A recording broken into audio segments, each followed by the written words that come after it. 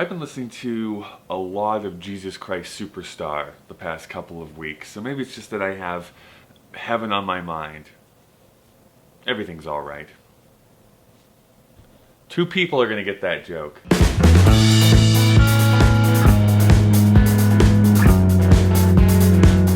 The title of this video comes from a talk that I went to a few weeks ago, where there's this gentleman speaking about the secular age that we find ourselves in.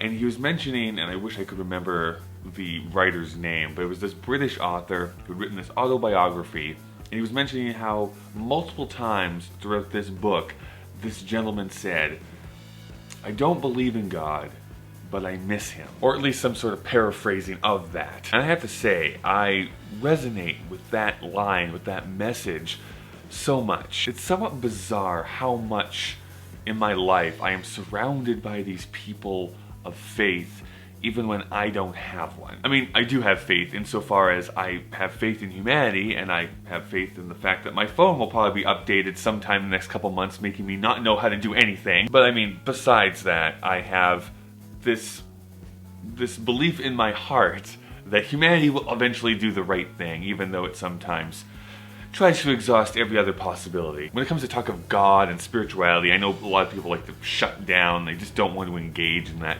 type of talk or that type of rhetoric. But I find myself yearning for that guidance. I wish that there was something that was overseeing me, that was guiding me, that was that mentor in my life. I find that it's easy for me to feel driftless, like I'm bobbing up and down on the ocean, not quite knowing which direction I should take, and feeling sometimes like I'm alone. I've been thinking about this in relation to movies in a way, in that I'm very drawn to supernatural, horror, alien invasion films, all these things that are like the other coming and interacting with humanity.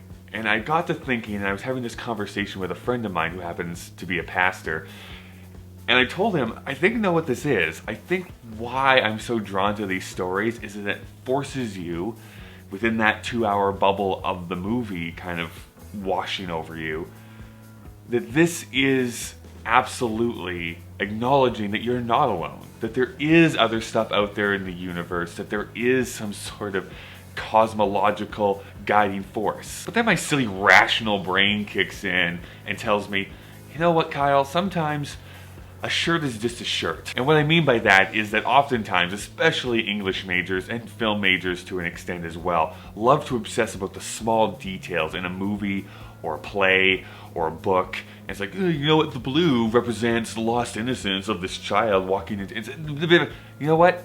Sometimes a shirt is just a shirt. But then I wonder if it has to be that way. Sure, a blue shirt is just a blue shirt in a lot of cases, but in our real lives, we oftentimes take little trinkets, little baubles, books, little small human pieces of kindness, and we infuse so much meaning into them. What's that about? Maybe I should be answering the question. I don't believe in the spiritual, but Jesus, even if you only want to look at him as a fictional figure, is remarkable. Here is this radical who comes in and tells people, love each other. That's all that's important, is you love each other. I think that's just so crazy. This is a guy who was non-violent, who didn't want to take up arms, who wanted to embrace his enemy. You know, I just rewatched Passion of the Christ, and I haven't probably seen it in like the 12 years since it came out. And there is that moment where he talks about how it's easy to love the people who love you back, but it's really difficult, but necessary to love the people that hate you. I want to be like that. I want so much to be like that, to be the greatness that I want to see in the world. And for some reason it's so hard. To quote another piece of scripture, Harry Potter and the Goblet of Fire, Dumbledore says there at the end of the book to Harry, the time has come to make a choice between what is right and what is easy. And I've always loved that quote just so much, because it talks about how doing what is right is the hard thing to do, and doing what is easy is sometimes the wrong thing to do. Some food for thought, right?